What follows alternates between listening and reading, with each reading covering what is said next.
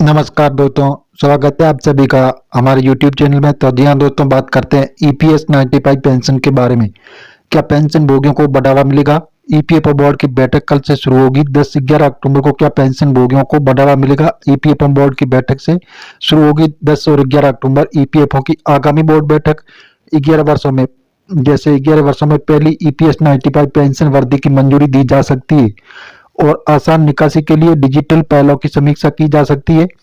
एक दशक से अधिक प्रतीक्षा के बाद सेवानिवृत्ति लोगों को अंत में अपने ईपीएस 95 पेंशन की वर्दी देखने को मिल सकती है।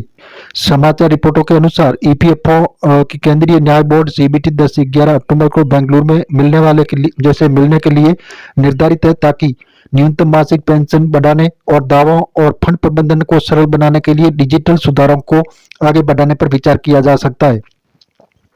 न्यूनतम पेंशन वृद्धि राहत प्रदान कर सकती है। 2014 में निर्धारित जैसे 1000 की वर्तमान न्यूनतम पेंशन को बढ़ती जीवन लागत के बीच अपर्याप्त के रूप में लंबे समय से आलोचना की गई है, जबकि कुछ यूनियनों ने 7500 तक की वृद्धि की मांग की है।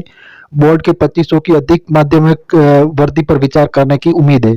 किसी भी परिवर्तन को लागू करने से पहले सरकार की मंजूरी की आवश्यकता होगी। पात्रता नियम कौन कौन लाभ उठा सकता है?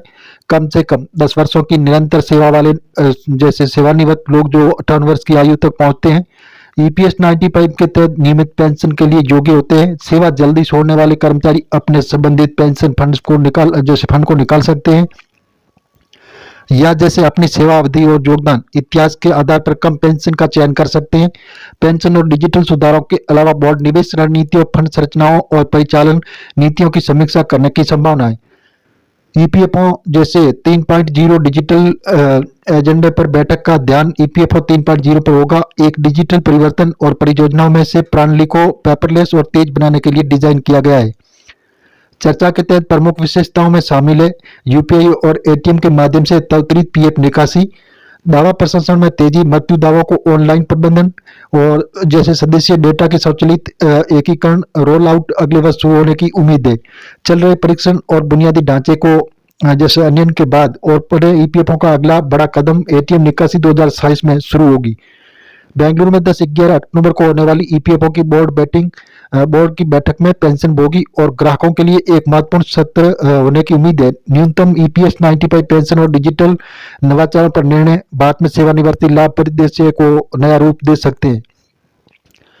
तो जी हाँ दोस्तों, शैक्षणिक उद्देश्यों के लिए ये बताया गया है। जैसे उल्लेखित शेयरों केवल उदाहरण है, सिफारिश नहीं है। ये व्यक्तिगत सिफारिश जैसे निवेश की सलाह का गठन नहीं करता है। इसका उद्देश्य किसी भी व्यक्ति या जैसे इकाई को निवेश निर्णय लेने के लिए प्रभावित करना नहीं है। प्राप्तकर्ताओं को निवेश निर्णयों के बारे में सतत राय बनाने के लिए अपने समय को शोध और मूल्यांकन करना चाहिए। ये जानकारी मीडिया आधारित है। आप सरकार की ऑफिशियल वेबसाइट पर जाकर जानकारी जरूर लें। ताजा अपडेट पाने के लिए चैनल को सब्सक्राइब कर लें। धन्यवाद।